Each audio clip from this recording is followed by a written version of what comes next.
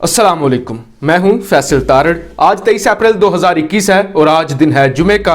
इस वीडियो में हमने तुर्की के हवाले से बात करनी है और अमेरिका जो इस वक्त तुर्की और पाकिस्तान से शदीद घबराया हुआ है और दुनिया की तमाम शैतानी ताकतें जो मुसलमानों को अपने लिए खतरा समझ रही हैं, खास तौर पे अमेरिका का सबसे बड़ा मुनाफिक सदर जो बाइडन, जो इस वक्त मुसलमानों के खिलाफ नफरत का इजहार कर रहा है, जो दुनिया का सबसे बड़ा मुनाफिक इंसान है, जो दोगली पॉलिसी पर गामजन है, जिसको दुनिया भर में अमेरिका के किए हुए मुजालिम नजर नहीं आते, लेकिन वो माजी में जो कुछ किया है तुर्की ने या जो कुछ तुर्की से सरजद हुआ है उसकी बिना पर तुर्की को पूरी दुनिया के अंदर बदनाम करना चाहता है और दुनिया को यह बताना चाहता है कि मुसलमान तो ऐसे हैं, मुसलमान तो इंतहा पसंद है।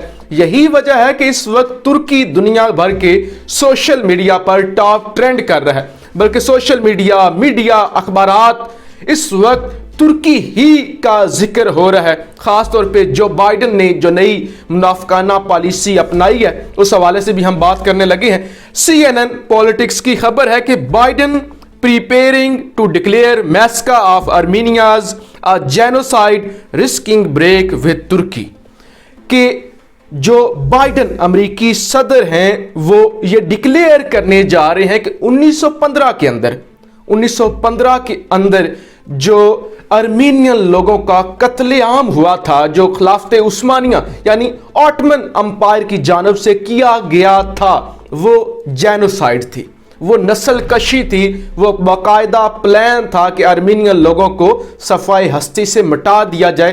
तो इसको बाकायदा तौर पे बाइडन ऐलान करने जा रहे हैं कि ये जेनोसाइड थी। इससे पहले ट्रंप, इससे पहले ओबामा, इन दोनों ने लफ्ज जेनोसाइड इस्तेमाल नहीं किया। जब भी उन्होंने आर्मीनिया का या इस इशू का जिक्र किया तो उन्होंने मुतात अल्फाज इस्तेमाल किए, उन्होंने जेनोसाइड इसको डिक्लेयर नहीं किया। लेकिन अब बाइडन ये ऐलान करने जा रहे हैं कि तुर्की की जानब से यह जुल्म किया गया था। लिहाजा मैं आगे चल के आपको यह भी बताऊंगा कि क्या हुआ था, क्यों हुआ था, और फिर अमेरिका की मुनाफिकाना पॉलिसी। अमेरिका जो दुनिया का सबसे बड़ा बदमाश है, अमेरिका जो दुनिया का सबसे बड़ा दहशतगर्द है, जिसने पूरी दुनिया का अमन तबाह किया है और दुनिया में करोड़ों लोगों को मारा है, लाखों लोगों को नहीं करोड़ों लोगों को मारा है, उसका भी हम जिक्र करेंगे। फिर जी इसी तरह से ब्लूमबर्ग कहता है कि Biden to recognise Armenia genocide, red line for Turkey.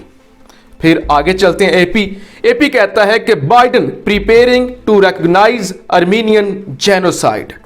फिर द वॉल स्ट्रीट जर्नल कहता है कि Biden poised to recognise massacre of Armenians as genocide, official says. ये जनाब दुनिया भर के बड़े अखबारात ये कह रहे हैं कि बाइडन जो है वो जो कत्लेआम हुआ था मैस लेवल पर, बड़े पैमाने पर आर्मीनवी लोगों का, उनको जेनोसाइड डिक्लेयर करने जा रहा है। सबसे पहले मैं आपको इसकी हिस्ट्री बता दूं, उसके बाद मैं आपको अमेरिका की जो मुनाफिकाना पॉलिसी है, ट्रंप क्या, बाइडन क्या चाहता है, बाइडन का इस वक्त मकसद क्या है, वो तुर्की से किस कदर घबराया हुआ है, वो आपके सामने रखूंगा। हुआ कुछ ये था कि जनाब ऑटमन अंपायर, खिलाफत उस्मानिया, जिन्होंने दुनिया पर तकरीबन 700 साल तक हुकूमत की, आर्मीनिया जो कि एक छोटा इलाका था, बिल्कुल बगल में था तुर्की के। आर्मीनिया आपको पता है कि अज़रबैजान के भी बिल्कुल साथ लगता है और तुर्की के भी करीब लगता है। आर्मीनिया के अंदर ईसाई आबादी थी जो वहां पे पिछले 3000 साल से आबाद थे। 1915 के अंदर आर्मीनवी लोगों की जो आबादी थी उस वक्त वो 20 लाख थी। अब जनाब पहली जंग अजीम होती है जिसमें दो ग्रुप होते हैं, एक एलाइड ग्रुप, दूसरा सेंट्रल ग्रुप। एलाइड ग्रुप के अंदर फ्रांस होता है, USA होता है, इटली होता है और चाइना होता है, जबकि सेंट्रल ग्रुप के अंदर जर्मनी होता है, उस्मानी होते हैं यानी ऑटमन अंपायर होते हैं, हंगरी होता है और बाकी कुछ ममालिक होते हैं। अब जी असूली तौर पे जो आर्मीनिया है, आर्मीनिया चूंकि ऑटमन अंपायर के अंडर आता है, आर्मीनिया उस्मानियों के अंडर आता है, अगर सादा अल्फाज में बताऊं तो तुर्की के अंडर आता था उस वक्त। लेकिन आर्मीनिया के लोगों ने बगावत की। आर्मीनिया के लोग चूंकि ईसाई थे, वो इसलिए आज़ादी चाहते थे, वो चाहते थे कि हम तुर्कों के अंडर ना रहें, لہٰذا انہوں نے جناب مخالفت کی، جس وجہ سے جو اس وقت کے عثمانی بادشاہ تھے ان کو غصہ آیا اور انہوں نے جناب ارمینیا کے لوگوں کو سبق سکھانے کا فیصلہ کر لیا۔ اس سے پہلے جو ترکی کے اندر کردے ہیں، جو کرد حکمران ہیں، کرد قبیلے ہیں، کرد قبائل ہیں، بہت ظالم ہوتے ہیں، بہت جنگلی ہیں، بہت وحشی ہیں، انہوں نے بھی جناب ظلم و ستم کی انتہا کی ارمینوی لوگوں پر، اور اس بات میں بالکل کوئی جھوٹ نہیں ہے، یہ سچ ہے کہ ارمینوی لوگوں پر ظلم ہوا، ارمینیا کے لوگوں کو مارا گیا، 90 سے زائد گاؤں جو ہیں وہ جلا دیے گئے، جس کے نتیجے میں 80,000 سے لے کر 90,000 لوگ جل گئے، کئی لوگوں کو بلیک سی کے اندر ڈبو کر مار دیا گیا، کچھ لوگوں کو صحرا کے اندر بغیر پانی کی اور کھانے کے چھوڑ دیا گیا، جو ادھر ہی تڑپ تڑپ کر مارے گئے، اور کچھ لوگوں کو زہر دے دیا گیا، کچھ لوگوں کو گولیاں مار دی گئی، یوں 20 لاکھ میں سے 15 لاکھ سے لے کر 16.5 لاکھ تک لوگ مارے گئے۔ لیکن یہ سب کچھ ہو جانے کے بعد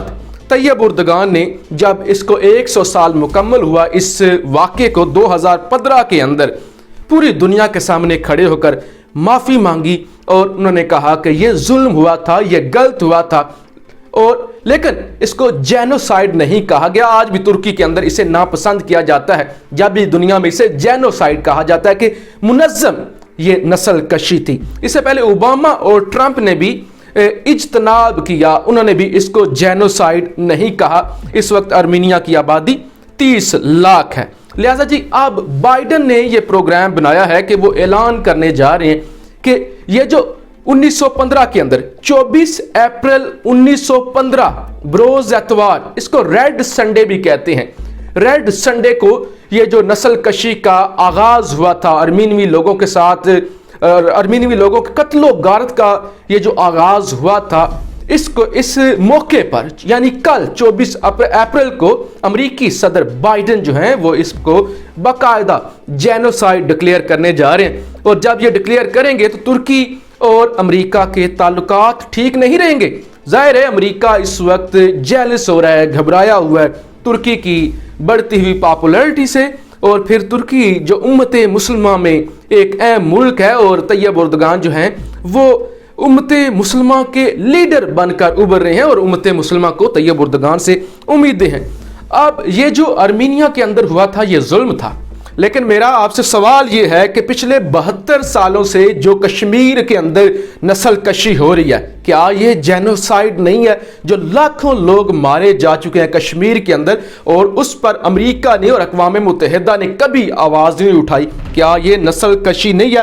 پھر جناب 19 اگست 1945 کے اندر امریکہ نے ہیروشیما اور ناگاساکی کے اوپر ایٹم بم گرایا تھا، اور یہ دنیا کی تاریخ میں پہلی دفعہ اس بدماش ملک نے یہ کام کیا تھا، جس کے اندر 2,26,000 سے زیادہ لوگ مارے گئے تھے۔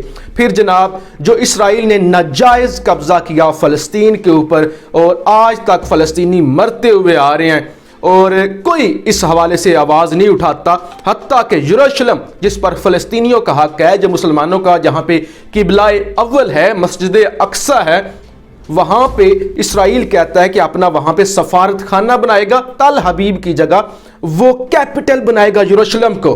تو کیا امریکہ اس کے خلاف بولا؟ بلکہ ٹرمپ، اور ٹرمپ کے بعد اب بائیڈن نے بھی اس فیصلے کی تائید کی ہے۔ اس کے بعد افغانستان کے اندر امریکہ آتا ہے، اور پچھلے 21 سالوں سے افغانستان کا جو حال ہوا ہے، لوگ کتنے مارے جا چکے ہیں، لوگوں کی زندگیوں کا تحفظ ہی نہیں ہے، پورا میدان جنگ ہے افغانستان، نہ سکول ہے، نہ کالج ہے، نہ یونیورسٹیاں ہیں، نہ صحت کا کوئی نظام ہے، پورا خطہ افغانستان کی وجہ سے حالت جنگ میں ہے۔ پھر شام کی جو صورتحال ہے، پھر ایران کے اندر جو امریکہ کر رہا ہے، محسن فخری زادہ کو پہلے مروا دیا، اس سے پہلے جو ہے وہ انڈیا کا جو ایران کے جنرل تھے قاسم سلیمانی، اس کو شہید کر دیا۔ عراق کے اندر جو لاکھوں لوگ مارے گئے، جو لیبیا کے اندر معمر قذافی کے ساتھ کیا، تو کیا یہ جینوسائیڈ نہیں ہے؟